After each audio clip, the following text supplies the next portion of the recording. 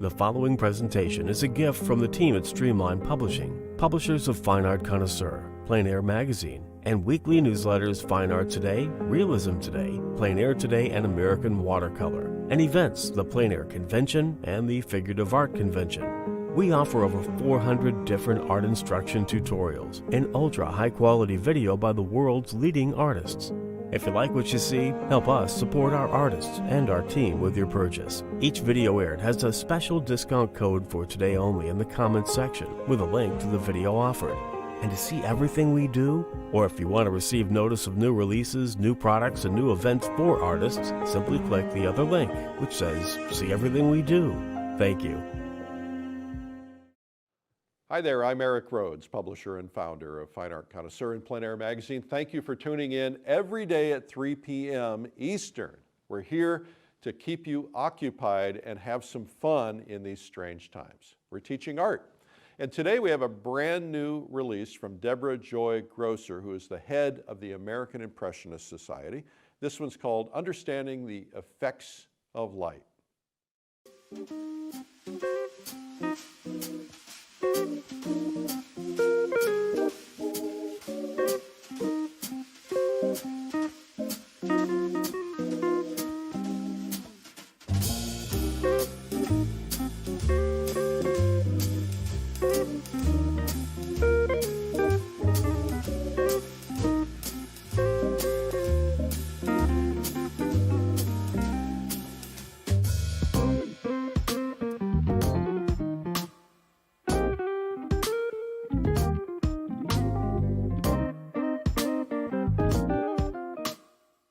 Hi, I'm Debra Joy Groesser, and I'm so pleased that you've joined me for my very first instructional art video. For those of you who may not know me, I have been painting for most of my life, since I was 14 or so. I got my art degree in painting from Bellevue College in Bellevue, Nebraska, way back in the dark ages in 1978, and went on to work as a commercial artist for a few years. And then took a little detour in real estate for about 10 years. And that ended up being a very helpful thing for me. I didn't realize it at the time, but I learned so much about marketing that's ultimately helped me in my art career. And then in 1996, bought a little building in our downtown and built my studio and a little gallery, and opened Windsong Gallery and Studio in 1997 in our little downtown of Ralston, Nebraska. I have absolutely loved plein air painting. I took my first plein air workshop in 1997, and as I said, 1996 is when I went back to my art career full-time. 1997, started painting plein air, and I've never looked back. It has just brought so much joy and made such a difference in my work and in my career. So in this video, I'm going to be teaching you my process as far as painting the effects of light. We're going to talk about basic landscape painting elements, composition, value, all of those kind of things.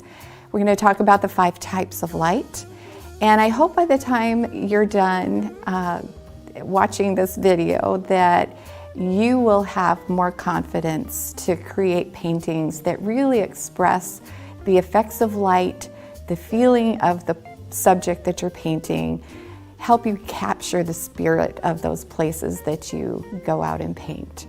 So with that, let's get started. All right, let's talk about painting the effects of light and why painting from life versus painting from photographs is so incredibly important to your work. The Impressionists understood this. The Impressionists went out and painted at all different times of day, painted the same subjects over and over again in order to understand how light described their subject and how it affected the color and the atmosphere in their subjects. And so that's what we're going to do. Painting from life versus painting from photographs, several reasons that you want to do this is you can see and capture color and light that you cannot see in a photograph. And I have several examples for you that I'm going to show you here shortly.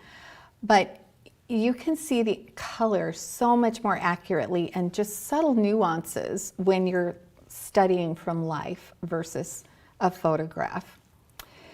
When you paint outdoors from life, it's also a wonderful way to enjoy the outdoors. And for me, I love being outside, and so combining my love of painting and my love of being outdoors in nature, it's the perfect pair. When you paint from life, you end up learning to paint a lot more faster and a lot more intuitively, because the light is changing so quickly and the shadows change so quickly. The sun doesn't stand still for us when we're painting outdoors. So you learn to paint a lot more intuitively and to paint quickly. You learn to capture the color a lot more accurately right off the bat. Paintings done on location have a freshness that is really difficult to duplicate in the studio. And again, I have some examples I'm going to show you of plein air pieces and then studio pieces that I did from those plein air pieces. I'm going to attempt to capture the freshness of one of my plein air paintings in the demo I'm going to do for you later on in this video. So we'll see how it goes, but it's a challenge. It's really a challenge, because when you're painting on location, painting from life, everything that you experience out there ends up going into that painting. Everything that you smell and you feel, the bugs, whether you're being bothered by bugs or the weather, everything, the smells, when you're by the ocean, the smell of the ocean. I feel like when I'm out painting from life, all of that I experience ends up going into that painting. And that's always what I hope that the people that look at my paintings feel when they look at it, is they feel what I felt when I painted it, and almost that they can put themselves there and feel like they're experiencing the spirit of that place. Once you've gotten experienced at painting plein air, you'll be able to paint more accurately from photographs. In photos, the lights are washed out and the shadows are really dark. So once you learn and experience painting from life, you'll see how colorful the shadows actually are. And you'll see how colorful the light is too. And again, I'll point this out in the examples I'm going to show you next. Okay, here's my first example, and I want to tell you a little story about this one. My very first plein air workshop was out in the Tetons in Wyoming. And we had spent the week doing a lot of studies of the mountains, and I was so in love with the colors that I saw. The shadows in the mountain were the most beautiful blues and purples, and the light, the colors in the light on those mountains were pinks and lavenders and oranges and just beautiful, beautiful warm tones. And I was so inspired, I decided to take some time when we were done with the workshop for the day, and I drove all over the park, took lots and lots of photographs with my old 35mm camera, and thought that I would have a lot of wonderful reference photos when I got home that I could paint from. And I was so disappointed about $200–300 later, after I got all of these photos developed.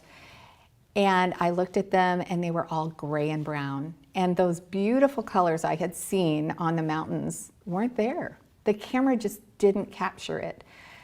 So that was the best lesson for me as far as why it's so important to paint from life and not rely on photographs. So I'd like to show you these examples right here. This is a painting that I did in the Tetons a couple of years ago, and this was done on the spot, plein air, from life. And I want to show you the photographs. These two were taken about the time I finished this painting, so it was a little bit later. This is pretty early morning when I started this one. So the light's a little bit different, but you can see the difference in the photos. These are all blue. You see none of the gorgeous warm tones that I saw. And the same with the trees. You can see the light and shadow on the trees, but the shadows are extremely dark. And they were not that dark when I painted them from life. So look at how much more life this has than this. This is beautiful, but it doesn't have the life and it doesn't have the feeling of the place nearly as much as this does. This is another photograph that I took of the same mountains a couple years before. And this is a little bit more direct light. You can see kind of some warm tones, but you don't see the beautiful shadows. So this painting to me, or this photograph, to me just is kind of and it just doesn't have the life that that painting has. So this was such a good lesson for me. It was the light bulb moment that really changed my career as far as my paintings, and really convinced me how important it was to get out there and paint from life. So let me show you another example here. All right, let's take a look at this one. This is another one with some examples of plein air studies, a studio piece, and the reference photos. So these are from Garapata State Park in California.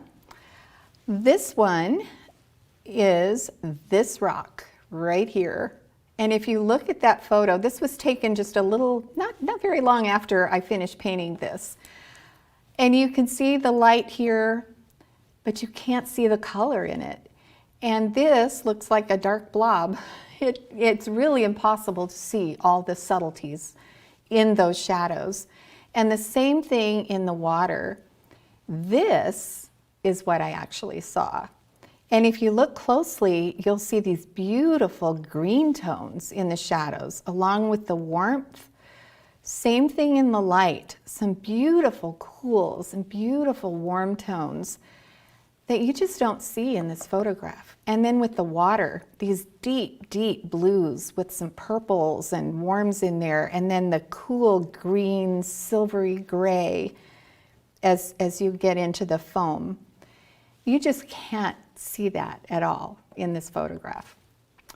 This one was about a 30-minute study that I did on a terribly windy afternoon. I think the wind was blowing maybe 40 miles an hour, and my hand was going like this. And so this ended up just being a quick color study. Keep in mind that it's just important, if you don't have time to do a completed painting on location, just get those colors down, because it's incredibly good reference material for you later on if you decide that you want to do a studio painting. And this one you can see, here's the photo from when I started painting this. And look at these shadows, just dark, dark, a lot of blue. When you look at the actual painting, there wasn't much blue at all, and there was a lot of color. So quite a contrast there. And then if you look at this light, it looks almost white, doesn't it? And if you look at the painting, it was not white at all. It was very colorful, beautiful warm tones. So another good example of why it's so important. This captures the feeling of that place, even though it's so simple and just color notes and a very simplified drawing. This is a print of the studio painting I did, so the colors are off a little bit. This was a 24 by 24 oil, and I called it Faith, Strength, and Perseverance. And there's a great story I wrote on my blog about this painting. If you go to my website, you can read all about the story behind it. But you can see I was able to use this photograph for the drawing to get the drawing correct, the shapes of the light correct. And then I was able to take and use these two paintings and incorporate these gorgeous colors that I saw into the actual painting. So even though it's hard to tell, because this is just a 12 by 12 and the actual painting is 24 by 24, so it's 4 times this. It's a little bit hard to tell, but it doesn't have the freshness that these have, but it has accurate color and it has a wonderful feeling of that day and the light and what the weather was like. It has a wonderful feeling of what that day was actually like. So let's look at another example. So the next one I want to show you, these are photographs of a plein air painting, a studio painting, and reference paintings again. And this one's pretty dramatic because the color in the photos are really dark. So let's take a look here. These are the reference photos, different angles and showing different pieces of the cliffs there at Garapata. And this is a photo of the plein air piece I did. This was a little 9x12, and look at that beautiful light and the color, and the atmosphere was a little bit misty that day, and you can see that in this painting. And look at this compared to this. Look how colorful and beautiful this shadow is compared to what you see right here. Then when I did the studio painting, again, as in the last example, I was able to combine these photos to get the drawing and the composition the way I wanted it and get the details a little bit more accurate. And then I was able to use the color from the plein air study to incorporate here. And again, look at the beautiful color here compared to the dark on the photograph. It's so dramatic. This original painting is actually 24x30, and this was 9x12. So another really good example of what you can do when you work from life and use the studies from life as your inspiration. So let's look at one more example. And this is the last example I want to share with you. This is a 10x20. This is the panorama. And you can see these are the reference photos. And this is the plein air piece. This is the actual piece I did from life standing in this location. So I want you to especially look at this one. Look at the sky. This is a really good example of how a photograph will wash out light areas. And look at the sky here. You can see these clouds in the distance if you look really close, but they're so light. And the blue of the sky is so light. You can barely make those out. And same in this photograph. You can just barely make them out. But what actually I saw was this beautiful warm cloud, beautiful blue sky. There actually was another little cloud that was starting to come over that eventually gave us a little shower right at the end of the painting. I also want you to look at the color of the water. Look at how intense blue-green and these gorgeous ochre colors. You don't see any of that in the photograph at all. Look at the light on the beach and on these rocks. You can tell it's a warm light from the photographs, but you just can't see how colorful that light was. And same thing with the rocks. And I especially want to point out this clump of trees. On this photograph, you can barely make out any kind of variation in color or value in that clump of trees. But look at the trees on the painting. There was so much beautiful color and so many subtleties in it when I was looking at it. Just, you would never know that by looking at the photo. And also look at the ground here, this scrub grass and weeds and things. It just looks like just a blah green, and it was so colorful. There were cool greens and warm greens, and there were yellows, and there was orange, and it was just beautiful. It was like a little symphony of color that you just don't see in this photograph. And this really captured that moment in time, that place, and this was a very emotional painting for me too. And I look at this painting and I remember everything I felt that day and everything I experienced. That happens a lot with really most of my plein air paintings. That's how I feel about them. I look at them and I just remember everything I experienced that day. So let's talk about next, since we're talking about light and painting the effects of light, let's talk about how to understand and pick out the 5 types of light in a landscape painting. So there are 5 types of light in a landscape painting, and let's talk about those.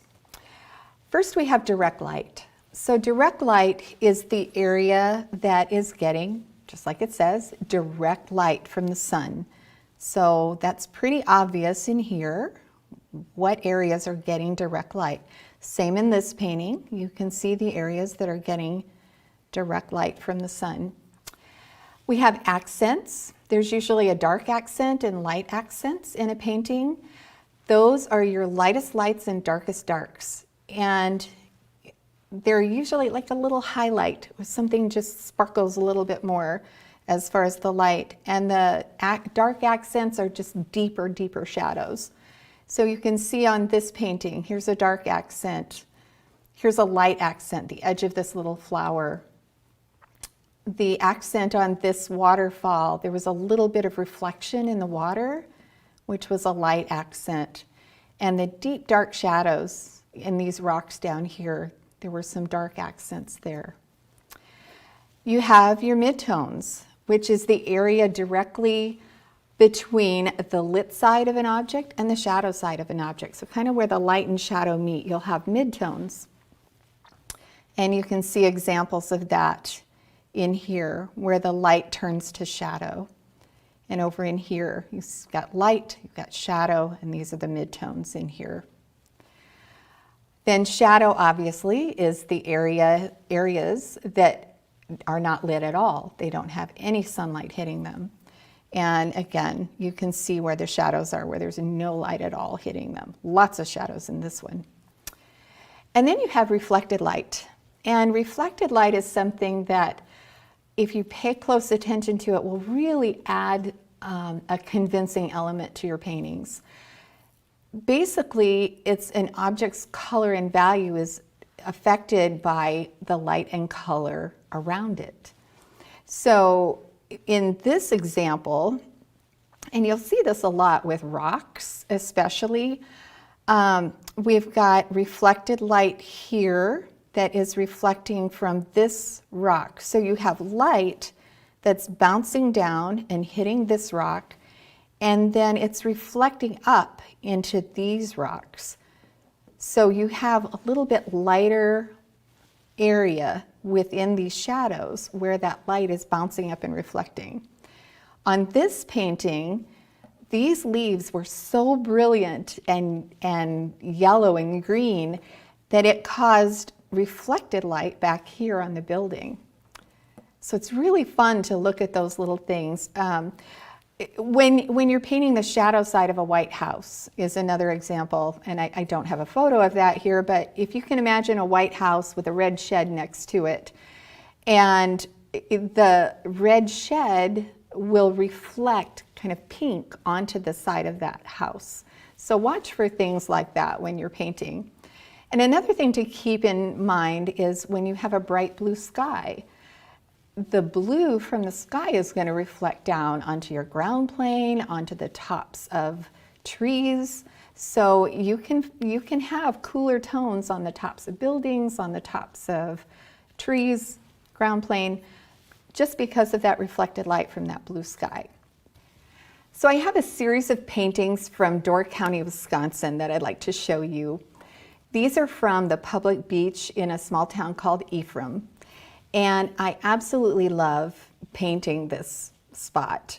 There's a couple of beautiful little church steeples in the distance, and the light is always different every time I paint there.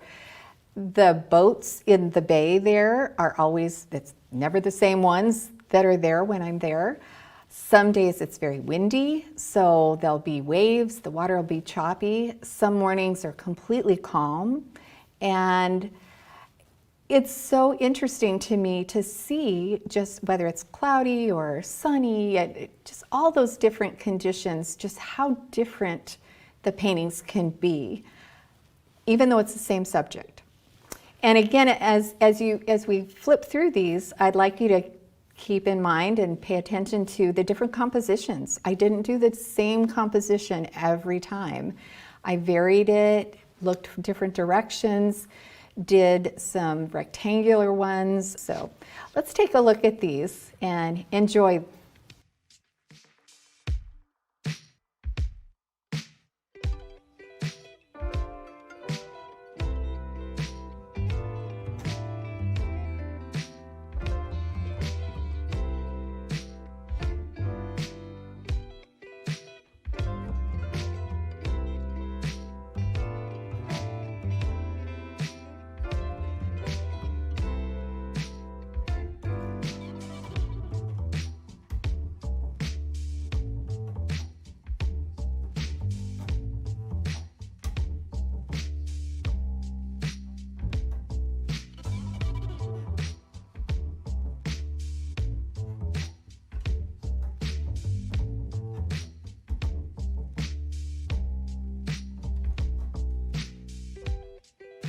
So as you can see, all of those paintings had such a different feel for them. And like I said, it's almost like you got a really good feel for the personality of that place, the spirit of that place, just by seeing it in even different seasons. There was a fall scene in there as well. So I'm going to show you 3 more now that are from Door County also. It's an area called Rebolt's Creek. And the first one is a foggy scene. As we were painting here, the fog was coming in and out, and you almost couldn't even see the subject at one point. So it was a little bit of a challenge. Nice, cool light and beautiful warm shadows. And the next one is a vertical composition. Again, I did thumbnail sketches and I moved over a few steps, saw this scene, and really loved it. Loved the light, loved the big shapes, and loved the challenge of painting all these greens. But you see what a different feel this had to the foggy scene just because of the way the light was.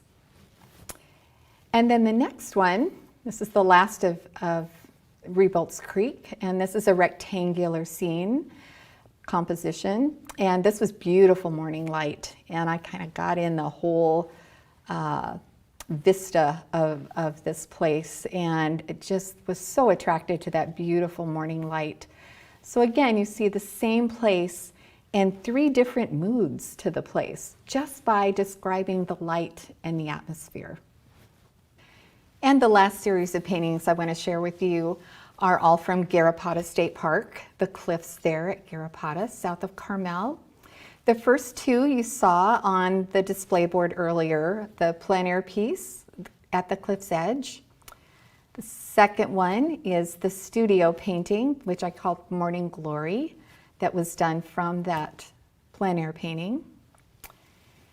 And these next 2 are from a different part of that cliff. I actually climbed down and got a really beautiful view of these rocks, and there's a little creek that flows through there that then goes down and flows into the ocean. This first one was beautiful, beautiful morning light. This one and the next one were both painted from photographs, but I have painted this place so many times. I understand now the color, as we were talking before. You do this enough, you understand where you need to adjust the colors from a photograph in the light and the shadow. So this first one was really beautiful morning light. And then we'll go to the next one. Same exact scene, different composition. You see I carried it up higher and made it a square composition. And you notice how different the colors are. It's all cool colors. It was a little bit more atmospheric that particular day. And the difference between the 2 paintings, same exact place, but 2 completely different feelings that you get from those paintings. That's what excites me about painting from life. And then the rest of these paintings I just want to show you are all from Garrapatta, and you can see the different times of day, the different compositions, and I hope you just enjoy seeing all the different moods and the different feelings that you get from these paintings just by taking note of the color and the atmosphere and the light.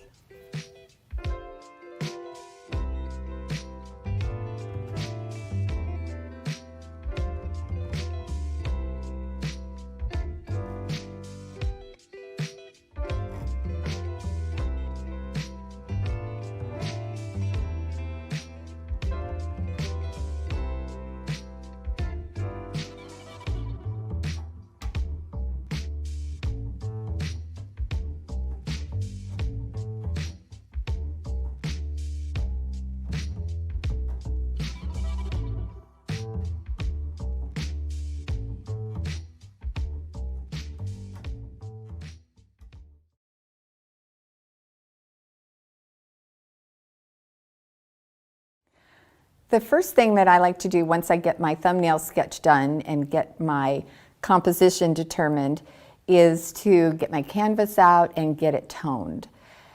Toning your canvas is something that's pretty personal to most artists. Some don't tone at all. I prefer to tone mine, and usually I try to use a complementary color to whatever the main colors are in the scene. And since I do a lot of landscapes and most of those have a lot of green and blue in them, cadmium red light is my go-to color to tone my canvas. So let me show you how I do that. I take a bristle brush and just dip it in my solvent. And I use an odorless mineral spirits here. Grab a little of my color and water it down with the solvent. You don't want it too thin, but you don't want it really thick so that it comes up in your paint when you start painting. And this only takes a couple of minutes. A lot of times I will tone my canvases ahead of time. If it's a really hot day, you can just tone them on location. And by the time you're ready to start painting, it's pretty well dry.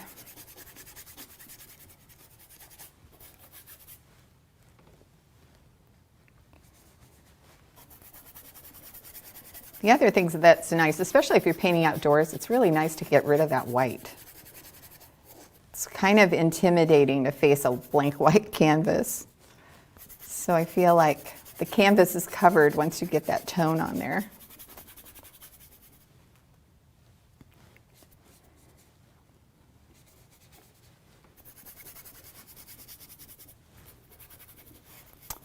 All right.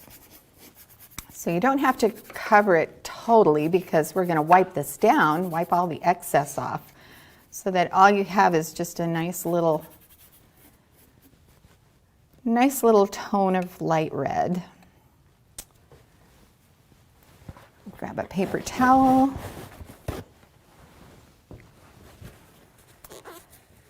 Clean off my brush right away so I don't forget. And then we'll just take the paper towel and just wipe this down, wipe all this excess off.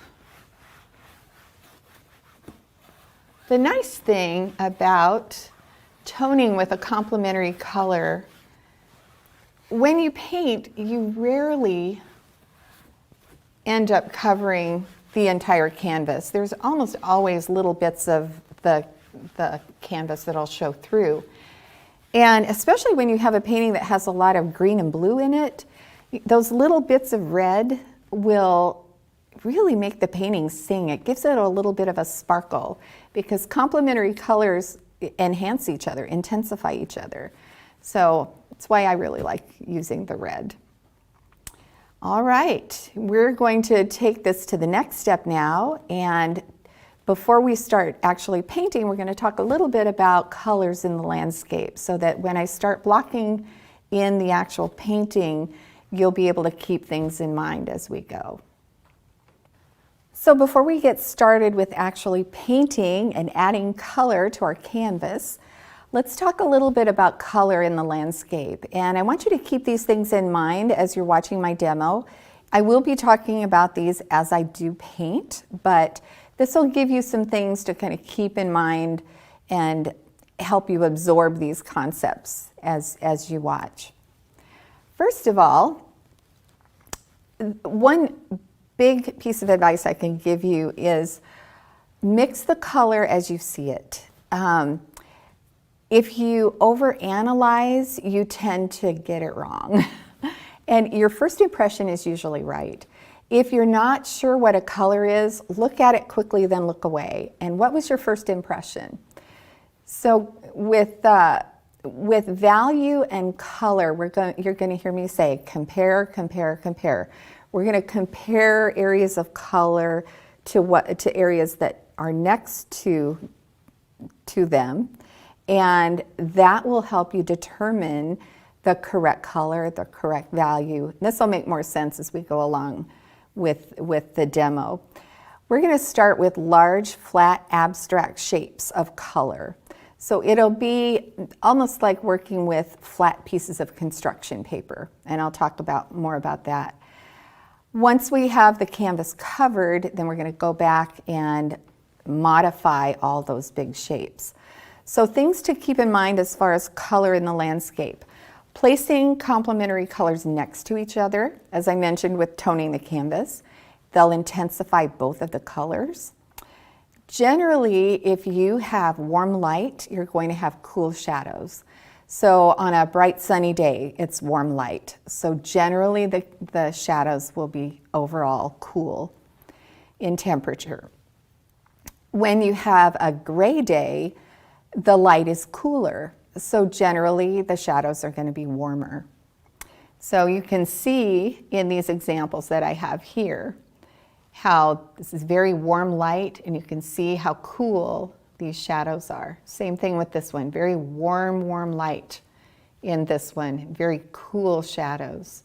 And this one, the light is very cool, and you can see the warmth in all of these shadows. Very different than the warm light. So another thing we're going to talk about is aerial perspective. And you have brighter colors in the foreground, and as the colors go back in the landscape, you'll notice that the bright colors drop out and things get grayer and bluer in the distance. And that is because there are layers of atmosphere between you, where you're standing, and distant hills or distant mountains. And the further the distance, the less you're going to see as far as the bright colors. The reds and yellows drop out first, and then as you go back, things get closer in value as well as getting lighter and grayer. Actually, lights get darker and darks get lighter as they go into the distance. So by the time you get to distant hills, you'll see the light and the shadow colors are pretty much the same value. It's just different temperatures in color. And this demo will illustrate that because we have some distant hills that do that. You can also do aerial perspective or express aerial perspective with texture. And so you'll see in this painting, there'll be a lot more texture in the foreground grasses that we're going to do as opposed to the background hills. And again, as I mentioned earlier, keep in mind that there are very few pure colors in a landscape. It's mostly neutralized colors and colorful grays, I like to call them. So, and then you'll have little pops of pure color here and there. So with that, let's go on to the next step.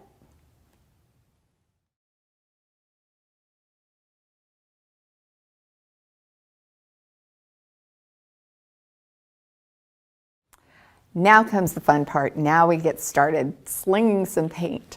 So first thing, we're going to go ahead and draw just a very simple drawing on our toned canvas.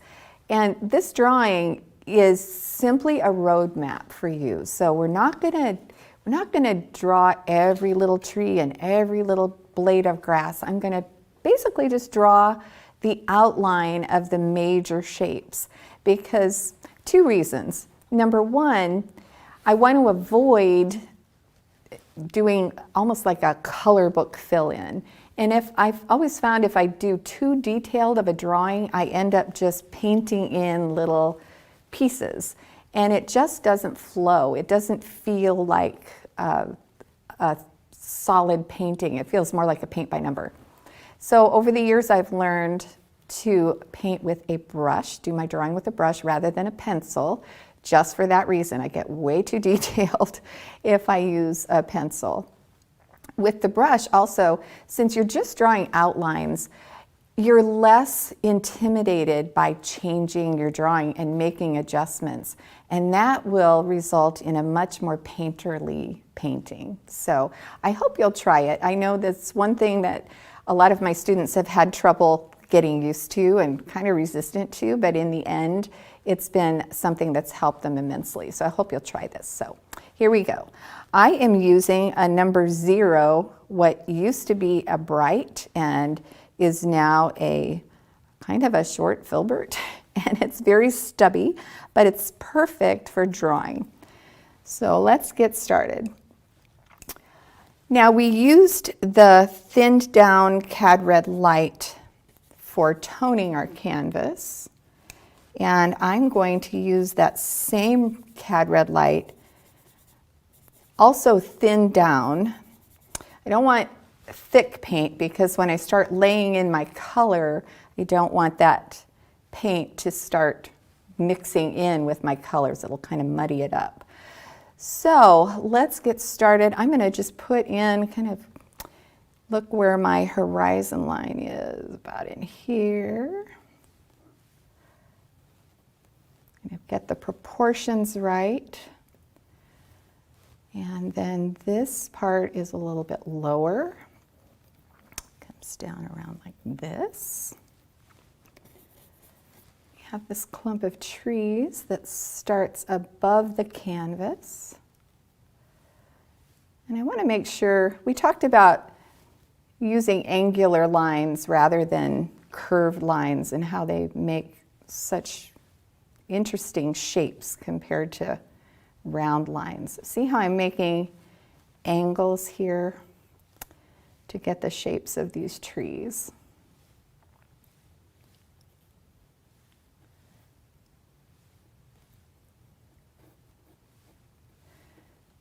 And here we go. We got this one really cool tree on the end. It's almost like an exclamation point to that big shape. This scene that I'm painting for you today is called Narada Lake, and it's a beautiful lake up by Traverse City, Michigan, on the way to Sleeping Bear Dunes National Park. And this was a case of, we talked about earlier in the video, sometimes I will go out thinking that I'm going to paint something really specific, and something else will catch my eye on the way to wherever I had planned to go. This is exactly what happened when I discovered this scene. I was driving down the highway and I noticed a boardwalk right along the highway, and as I looked to my right, this is what I saw. And it just blew me away.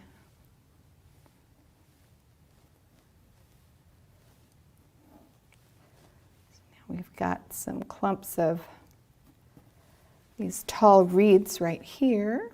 Let's get those in. Just kind of indicate that those are those tall grasses.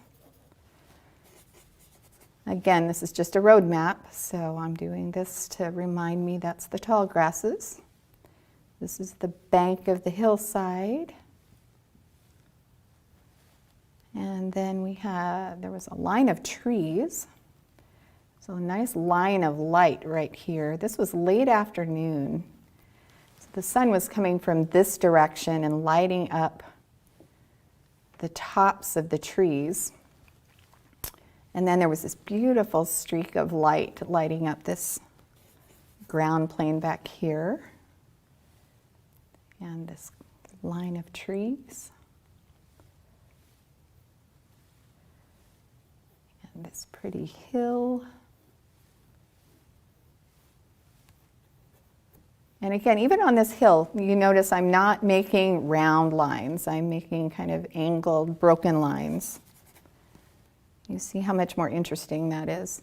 When we just do just a round line there. Not so interesting.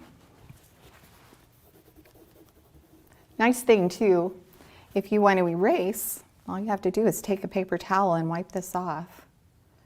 So let me do that again, and look how much more interesting this is if we kind of angle those lines.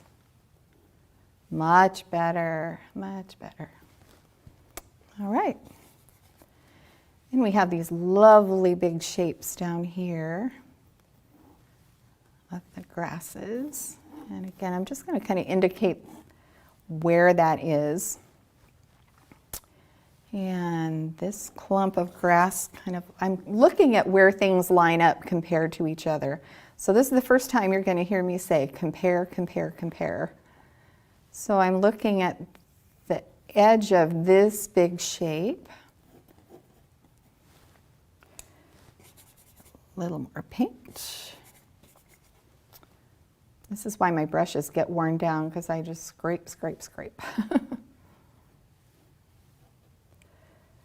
So there's this shape.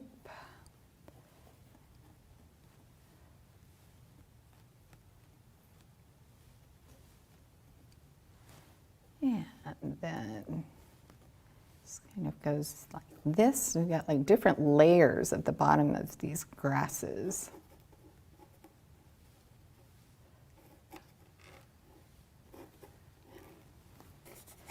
And then over here is just some open water. So that's kind of a nice, interesting shape. And then we'll go over here and let's look at where these clumps of grasses almost come up and meet these. I think I'm going to go ahead and overlap this one just a little bit. Just to kind of keep you in the painting. This little. Now again, like we talked about when we talked about composition, you want to make sure that the shapes are different sizes, different shapes, not all lined up in a row.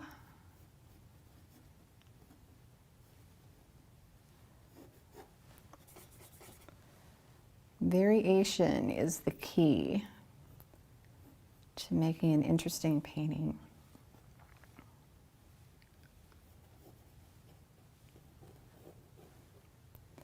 You see how this is lower than this. And then this kind of goes back. There's almost an angle right here where this goes back and the grasses get shorter. So that makes that shape a lot more interesting.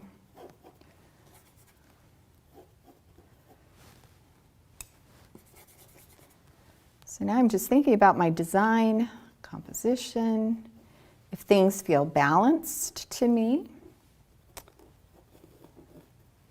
And again, I'm going to leave this opening so it gives the viewer the feeling that they can walk right in there and their eye can travel around and back in here, and makes you wonder what's around the corner. Makes me want to just get in a kayak and go explore this place.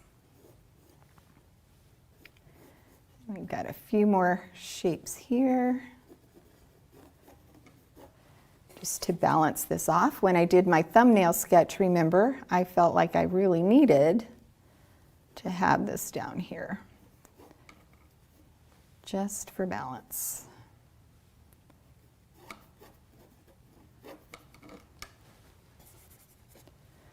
And then we've got these wonderful reflections down here too. So I'm just going to kind of make some little notes to remind myself, okay, don't forget to put those reflections in there. And then this moss, it was a combination of kind of some moss and some water lilies and things like that. And those were just nice horizontal shapes. There's a lot of vertical shapes in this painting, so these horizontal shapes give you a nice place for your eye to rest. Verticals tend to make you feel tension, and the horizontals tend to make you feel restful. All right. So there we've got our drawing. It's basically a road map. Our big shapes, this is the biggest one here, the big shape of those trees. We've got the shape of the first hill, the distant hill, those trees, the bank in the background. We've got all of this moss and water lilies. Might just go ahead and indicate where this deadfall tree is.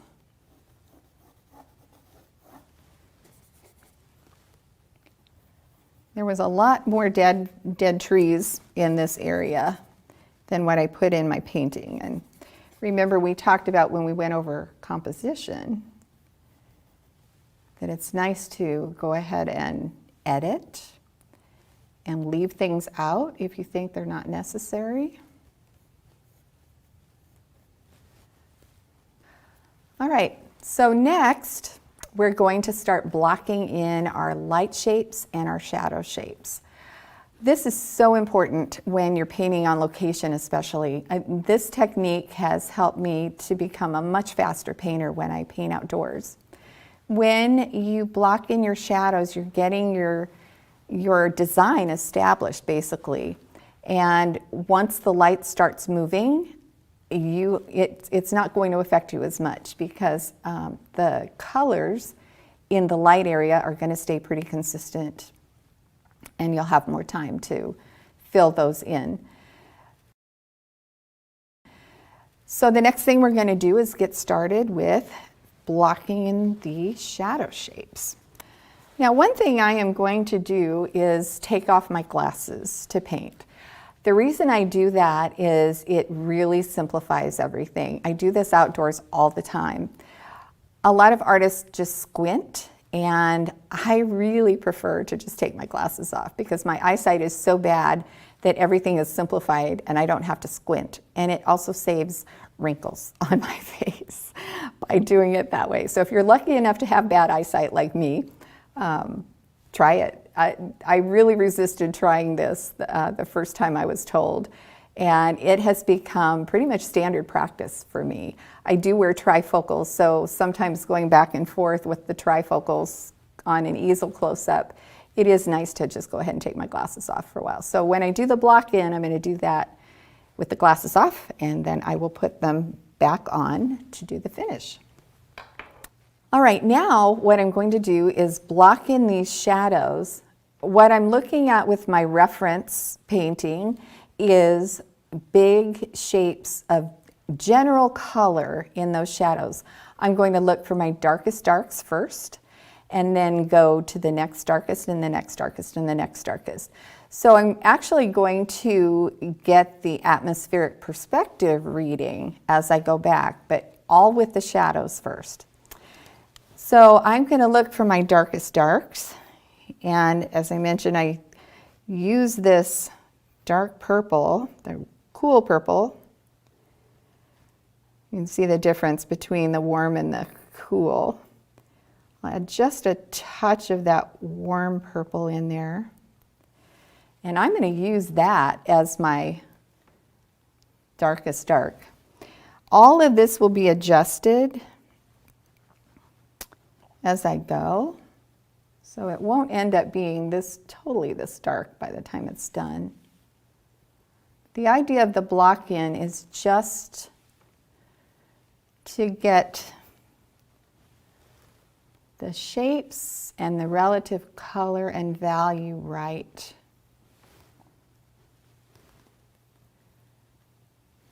And we'll be able to see once we get this part done, just if our painting is reading correctly and where we need to make adjustments. Now you want to make sure when you're doing your darks, you keep the darks a little bit thinner. And then as you go to the lights, start working with thicker paint.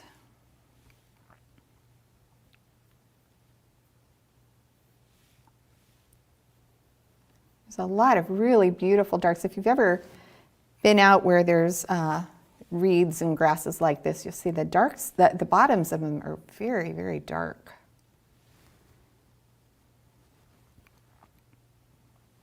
I'm going to add just a touch of viridian in there. There's a lot of crimson in this purple, and adding that little bit of viridian really helps with the darks.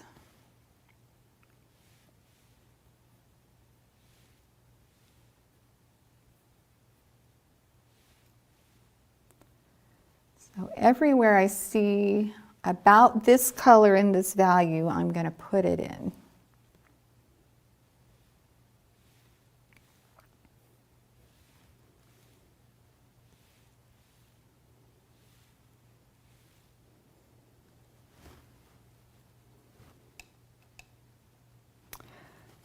want to make sure that I don't get the paint so thin that it gets runny.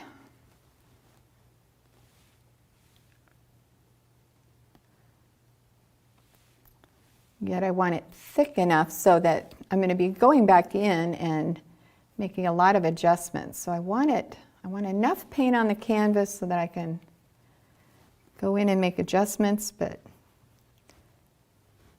not so much that it gets really goopy on me.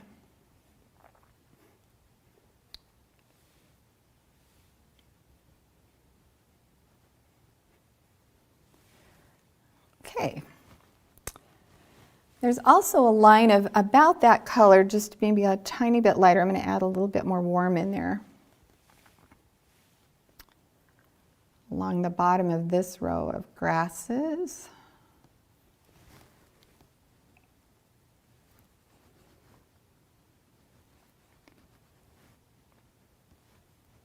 And since that's a little bit in the distance, I'm going to just add just a touch of gray. That made that pretty purple, so let's add a little sienna. There, that grays that down just enough.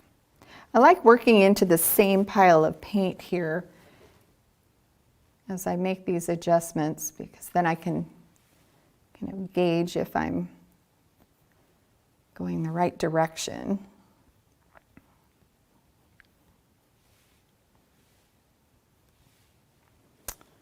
Okay. All right, anywhere else I see that color? I don't think so. Let's see, there's a little, I guess there's a little bit more right up in here. Around here. A little bit of a really dark shadow there. It's a whole lot easier to put in darks right away and get in more than you need than try to get them in later. Because if you put lights on top of your darks, it's going to dilute it and gray it down, and it's going to make it a lot tougher to get those nice darks back in the end without having to do a lot of scraping. All right, so there are all of my darkest darks.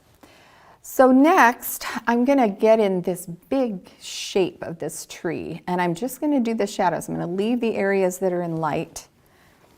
And I'm seeing a lot of cool blue-green in here. So I'm going to mass in the whole thing pretty much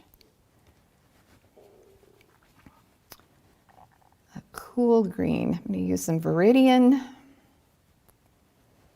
I'm going to mix that right into this purple. See what that looks like. That's a little dark. Let's add a little bit of gray in there.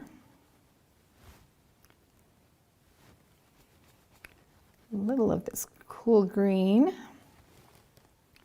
And I'm always adjusting, and I'll try just one stroke of a color rather than painting in the whole thing and deciding, oh, that's the wrong color. So test it out first and make sure you're on the right track.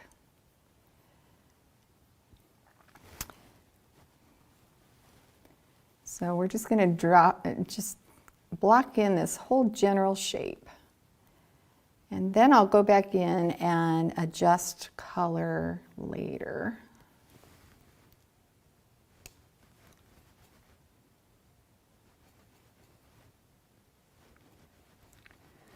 I usually try to get this part done pretty quickly, especially if I'm out in the field.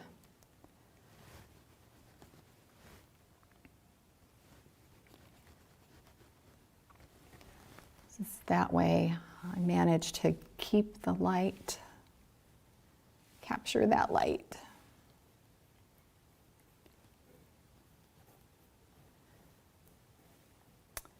So again, think of these shapes as like big pieces of construction paper.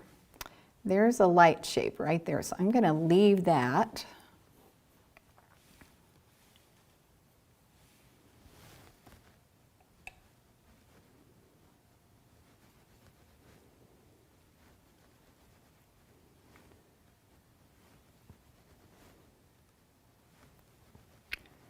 If you don't get the same color mixed up right away every time, don't worry. Okay, here's that little piece of light there. There's another piece of light that comes down here. So I'll leave that, and there's a piece of light that comes up here. A little bit of shadow right there.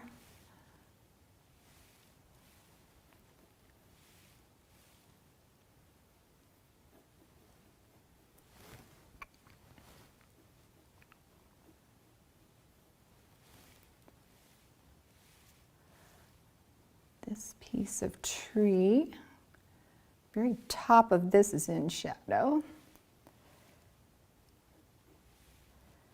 And there's a nice light area there. Leave that alone.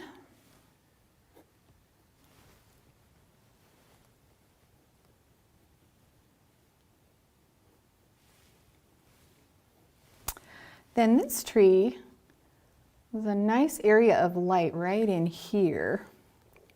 It's kind of some really pretty rim lighting that was coming through the trees. So I'm going to leave that shape alone. I'm going to switch to a little bit bigger brush here.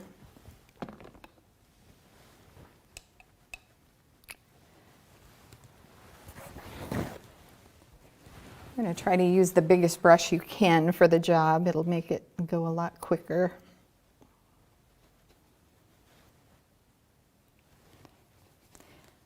And I'm seeing as this shape moves closer to the lit area, it's getting a little bit lighter, so a little cooler.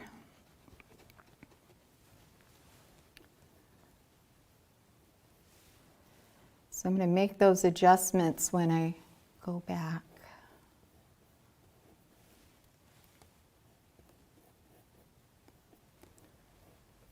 So this big shape right here is just about done.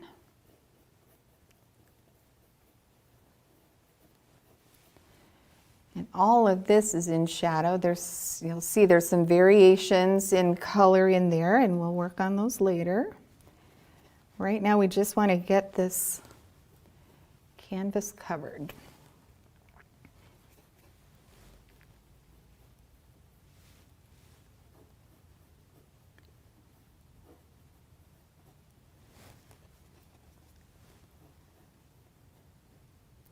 The surface I'm using is Clausen double primed linen, number 15. It's a surface that I've experimented with for quite a while. It's a little bit slicker. Some artists don't care for the slickness of it, but I do. I really don't care for painting on canvas anymore. I just really love the linen, and I've learned how the paint handles and the brushes I need to use to make the paint work for me. Now this tree back here is also in shadow. All of this is pretty much, that's all one shadow shape. And then there's light, and then this shape is a little bit bluer. So I'm going to go ahead and adjust this color a little bit and gray it down a little bit bluer.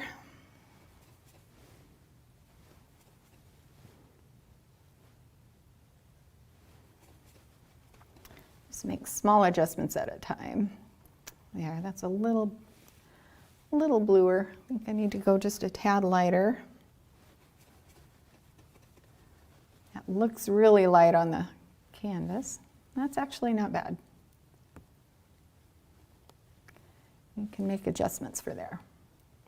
So this tree is further back than these. So we talked about the atmospheric perspective and how the darks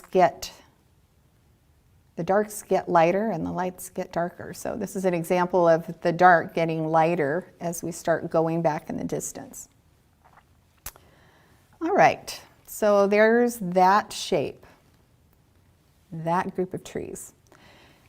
Now this is all in shadow. There was this this bank right underneath these trees, and it is really blue. It's very, very cool in color. So what I'm going to do here comes compare, compare again. What I'm going to do is mix up a color here, make it pretty blue. Try it out, and I'm going to compare, what does that look like compared to here? Is it lighter? It's a little bit lighter than that, and it's got a little more green to it. So I'm going to go ahead and add a little green here, adjust that, that's better.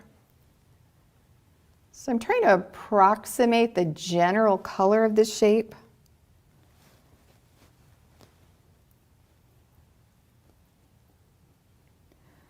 So back to the surface, you'll experiment and find the surface that you feel the most comfortable working with.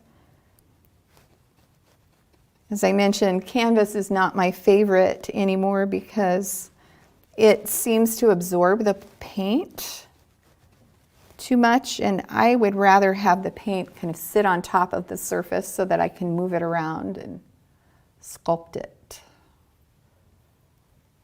That's part of the fun of oil paints.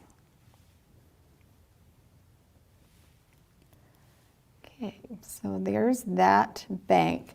And now the bank back here is a lot grayer than this. So I'm going to, it's a little cooler and a little grayer. I'm going to get some of this cool gray.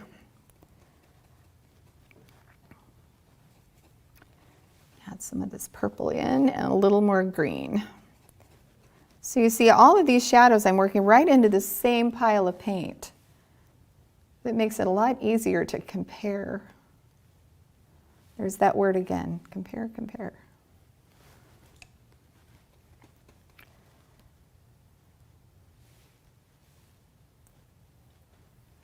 And actually, there's a little bit more purple to this. So let's add a little more purple. See what that does. Yep. Not liking that so much.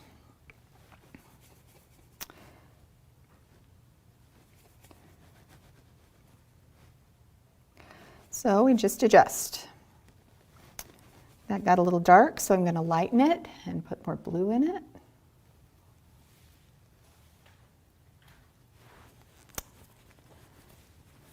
Purple got a little carried away. Lighten this up. This is where the cobalt will come in handy too when you're wanting to lighten things up in the distance.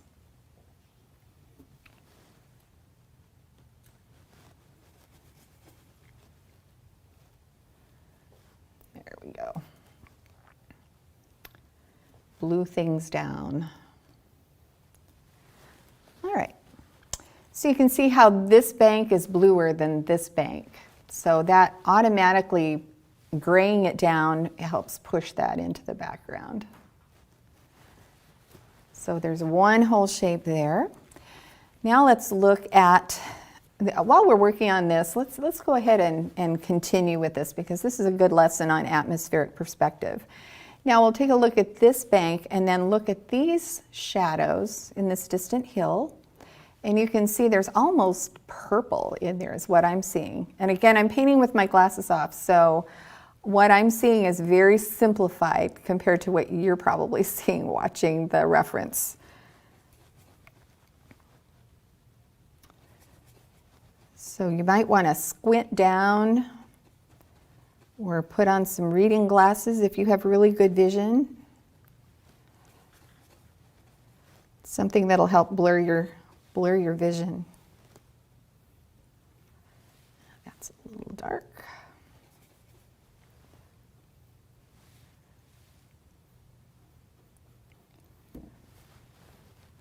All right, we need to get some paint on here.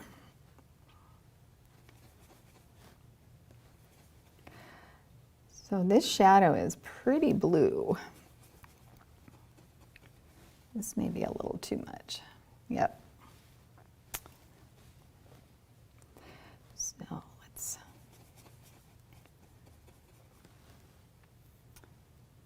there we go. So I wanted to neutralize that. That was a little bit too blue. So I neutralized it with a little bit of burnt sienna.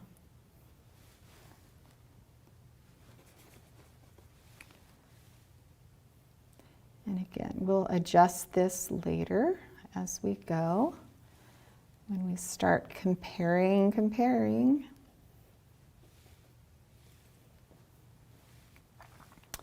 There's also a few little variations in this hillside, and I'm going to go ahead and put those in. So that'll be a nice reminder for me later. That hill's not totally flat, so we're going to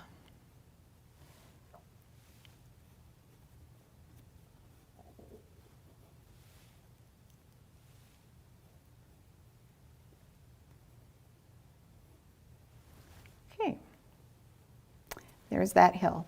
So again, atmospheric perspective.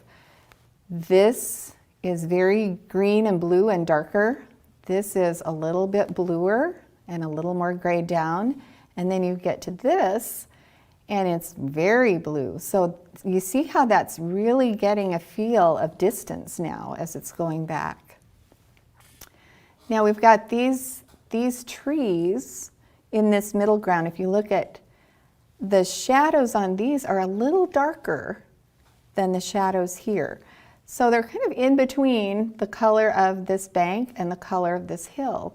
And that makes sense because they're exactly in between those two. So it would make sense that color-wise, they would also be in between those two.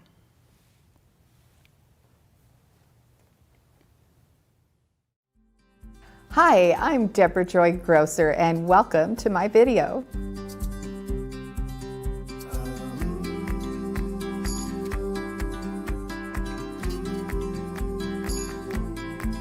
In this video, I'm going to be teaching you about capturing the effects of light and color and atmosphere, much the way the Impressionists did. The Impressionists painted the same scene over and over again in order to capture the specific time of day, the atmosphere, the feeling of the place at that moment. And that's what I'm going to talk about in this video and show you just how important it is to do that and to paint from life versus painting from photographs, and how that will help you capture color more accurately. I'm also going to go over basic landscape painting elements from composition and value, thumbnail sketches, all of those things, and the 5 types of light. And hopefully, by the time you're done with this video, you will feel more confident in going out and capturing color and light accurately in your paintings.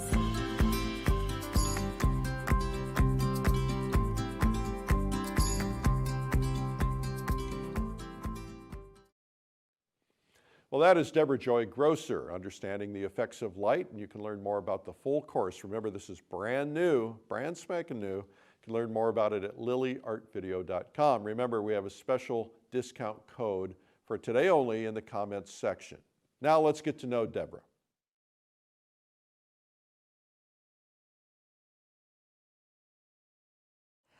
I started painting actually when I was probably about 10 years old, 10 or 12. I won a coloring contest that our local newspaper put on in conjunction with a local paint store. And I won, I think it was $20, which was a lot of money back in the 60s. And I went to the paint store and bought my first set of acrylics and painted with those for a couple of years. Then when I was 14, my parents bought me a set of oils, and that was it. I was in love with oil painting. So after my parents bought me my first set of oils, I decided to just take every art class I could get my hands on. So I took all the classes in high school, went on to college, got my college degree in painting. And then after college, I was hired by a bank in Omaha and worked in their graphics department for a few years. And when my kids were born, I quit that job to stay home, and I did some freelancing and started painting again a little bit, and did some watercolors while my children were young so that I could keep them out and not worry about them getting into solvents and oils and all of that kind of thing. And then in 1987, took a bit of a detour in my career and got into real estate for a while. And then in 1991, I ended up marrying my current husband, and he encouraged me to get back to my art. So I was doing real estate at the time. We tried to figure out how I could do this, and I ended up, several friends of mine who were realtors came to me and brought me little note cards with pictures of people's houses on them and asked if I could do something like that, and they wanted to give them as housewarming presents to their clients. So I thought, well, I could do that. So I started doing little pen and ink drawings, making them into note cards, and that ballooned into a whole nother business. And then builders started seeing what I could do. My first husband had been a builder, so I was already doing his marketing pieces and drawings of his houses. So I started doing a lot of architectural renderings for builders and architects, and was doing the little note cards and house portraits for people. And pretty soon I was making as much doing that as I was in real estate. So got to the point, my husband Don said, well, how do we get you out of real estate and back to your art full time? And we decided I'd start teaching classes for kids, and it was amazing. We have a room in our basement that was about the right size for a classroom. And we went down there, and he said, so what do you need in order to start classes? So we talked about a sink and all the tables, all those things. And within 2 weeks, he had a classroom ready for me. And one of the things that I learned in real estate was a lot about marketing. And I actually did a paper newsletter when I was in real estate, and I continue doing that to this day with my art. I just went from, it was kind of seamless actually, going from real estate to art with the newsletter. And I advertised my classes through my newsletter and filled up immediately, ended up teaching 5 days a week. My classes I had waiting lists. It was really fun. And so I was able to end up getting out of real estate. In 1996, I had taken over the basement, I had taken over a spare bedroom in the house, I took over the office, and when I took over the dining room, my husband said, honey, I think it's time we find you a place for your art. So we found a little building in our downtown of Ralston, Nebraska, and purchased that and moved my classroom down there, and within a year I had outgrown it. So we did a big addition on the back of that and opened a gallery and built on a beautiful studio in the back with a classroom and my studio above. And that's where I am to this day. So I quit real estate officially in 1996. And I've been a full-time painter ever since, and I've never looked back. I became president of the American Impressionist Society in January of 2013, and in 2015 I became the CEO and president, and I am still in that role to this day. It has been such an incredible joy to lead this organization. And basically what my role was up until this year, when we hired our very first executive director, was I worked with our board and our officers and helped organize our juried shows. Up until this year, we had 2 national juried exhibitions. Our national show that's in the fall, and 4 years ago we added a small work show that's in the spring. This year, now that we have our executive director, we've been able to add an online exhibition, and then we also are doing artist retreats. We had our very first one in August of 2020, and we're hoping to offer more opportunities for our members. While I've been president, as I said, we added the small work show. We've updated our website, have a whole new website and membership system.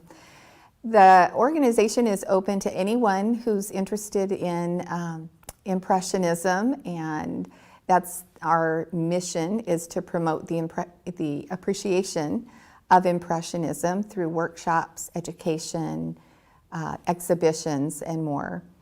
And so I would highly recommend, if you are interested, you can check out the website at AmericanImpressionistsociety.org. And it's not juried to be a member. You do have to be juried into the shows, but we have a lot of other opportunities besides the exhibitions that people can take part in. And you don't have to be a professional artist to be a member. We just want to encourage everybody. It's really like a family, and we just would love to bring more of you into our AIS family.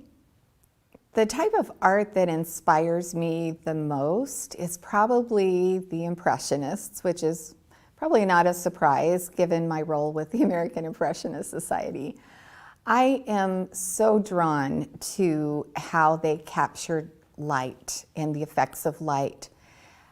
I really love, there's lots of different aspects of Impressionism in different groups. There's the California Impressionists and the way that they captured the light and the scenery in California.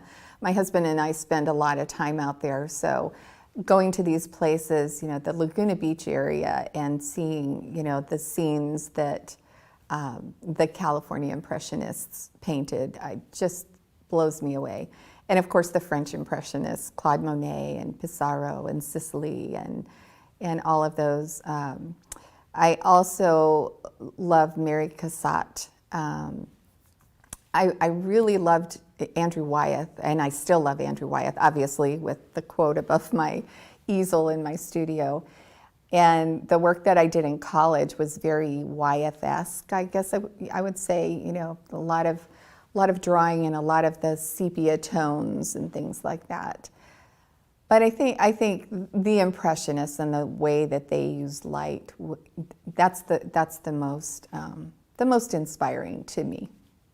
I'd describe my style of painting as kind of realistic Impressionism. My paintings tend to range from really loose with my plein air work to tighter in the studio. So they're not as loose as Monet, but they're definitely not as tight as some of the realism that you see today. So I think it's kind of a mix of that. There's a range, just as there's a range with Impressionism when you consider the style of Monet versus the Russian Impressionists or some of the California Impressionists where the drawing's a little bit more defined. That's kind of, my work has that same kind of range to it. I find my ideal subject usually according to the light that is hitting the subject. I really love landscapes. I love portraiture too. I do quite a number of portraits. But normally it's a landscape, it's something about the way the light is hitting the subject. A lot of times I'll go out with something in mind, a place that I'm going to go paint, and then something else will catch my eye along the way that the light or the atmosphere or the color is just really dramatic. And so I'll stop and paint that instead. And funny story about light on a subject. I was painting with a group of artists at a ranch in the Flint Hills of Kansas a few years ago. And I was the second one to arrive. The first person that arrived was already there painting. I found an old antique piece of farm equipment that really caught my eye, and it was backlit and the light was streaming underneath it. The grass was really almost neon green, and the light between the spokes of the wheels on this piece of equipment was amazing. So even though I originally had been attracted to the landscape that I saw at the entrance to the ranch, I ended up painting this piece of machinery. And none of the artists knew what it was, and neither did I. And I was so happy with the way the piece turned out, and I called my husband and explained what it was and asked if he knew what it was. So he said, well, I'll look at your painting when you get home. So I get home, So proud of this painting, pulled it out of my paint box and showed him, and he said, "Nice manure spreader, honey." And I thought, oh no. But it was a really good lesson in really anything can be a beautiful subject if the light is right and if it inspires you. And funnily enough, a good friend of ours ended up purchasing that painting, and he still farms, and he grew up actually running one of those manure spreaders. I feel what makes a great painting is that it has a story to tell, that technically it's good as far as composition, drawing. I'm kind of a stickler for drawing. I've been drawing since I was 3 years old, and so drawing is kind of my strong suit. So I'm kind of a stickler for that. If the drawing's accurate, the technically it's good, but I think overall what makes a good painting is the feeling that it evokes, the story that it tells. And I think if the artist really felt the subject, I think you can really tell that in a painting, whether there's emotion in it and whether they've captured the mood, the spirit of the place. I think, to me, that's what makes a great painting. My goal for a painting when I head out really is to capture the spirit of the place, to capture that moment in time, the light at that fleeting moment that you're witnessing. And my goal is always to try to let the viewer experience everything that I experienced when I painted it, and to feel what I felt. That's my biggest goal. I really want it to, really want the viewer to experience what I experienced, and to make a technically good painting, but just a painting that speaks to the viewer's heart. The main differences for me between studio and plein air painting is, number one, as we talked about in the video, you can see color so much more accurately when you're painting plein air and when you're painting from life. Painting in the studio from photographs, it's really tough for me to do that if I don't have a plein air study to go along with it. I think the other thing that is such a difference between plein air and studio is the plein air paintings have such a freshness to them because you're doing them right there. It's immediate, it's quick, it's intuitive, and they just have such a freshness that you don't get when you're painting in the studio, because in the studio you have unlimited time and the sun's not changing, the light's not going away, you don't have to worry about a storm blowing up and clouds coming in and your sun going away or your subject moving. So I think for me, plein air hands down is my favorite. I only do studio pieces, well, I shouldn't say only, but mostly I do studio pieces in the wintertime. I'm a bit of a fair weather plein air painter, and it gets pretty cold in the winters in Nebraska. So that's my studio time where I'll take my studies and then work them into studio pieces. I stay inspired and motivated in a number of different ways. If I'm having a hard time getting going, figuring out what I want to paint, sometimes I'll just go out for a drive. And it seems like, when I do that, I can kind of clear my head. And getting out in nature, sometimes just going for a walk will inspire me. I will watch instructional videos. I'll read art books. I have a whole collection of wonderful art books, a lot of them about Impressionism. And that always helps get me jump started if I'm having a hard time being inspired. I hope to inspire others just by, I guess, encouraging and through teaching. I've done a lot of teaching over the years and really hope to inspire my students to explore their inner creativity The thing I want to encourage everyone is, no matter if you decide that you want to do art as a career, or if you just strictly want to do it just for your own enjoyment, art can bring so much healing, so much joy, not only to the artist, but to the people who view your art.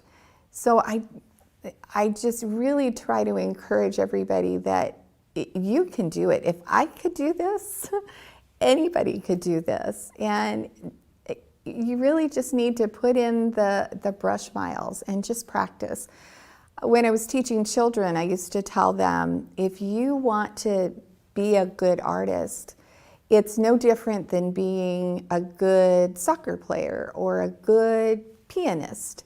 If you want to learn to play the piano or play a musical instrument, you need to practice a little bit every day. And the same thing with sports. You know, people who are at the highest levels of the sports world, they practice a little bit every day. And so if you just even pick up a pencil in the morning and draw your breakfast, draw your coffee cup, and just do a little bit every single day, you'll be really surprised how quickly you will get the hang of it. And there's so much great information out there now and good resources. There's a lot of videos and books and people who are teaching that there's a lot of places you can go to find good instruction, and these videos like this are a great way to do it too. But that's how I hope to inspire people, just by encouraging you that you can really do this, and just pretend you're 5 years old. Don't be intimidated. Just let it flow. And there's no right or wrong. There just is no right or wrong when it comes to art. Well, that is Debra Joy Groesser, and the video is Understanding the Effects of Light. And you can learn more about the full course at lilyartvideo.com. Remember, there's a special discount code for you today only in the comments section. Also remember, we have a fantastic free video. It's a 2-hour video. It's worth about $107. We're giving it to you for free. It's called 97 Amazing Painting Secrets from the World's Best Artists. We took some of the best videos and some of the best secrets, and we put them together, edited it together. It's a lot of fun. You can find it for free at 97tips.com. Thank you for watching. I'm Eric Rhodes. We'll see you tomorrow. Hi, I'm Debra Joy Groesser, and welcome to my video.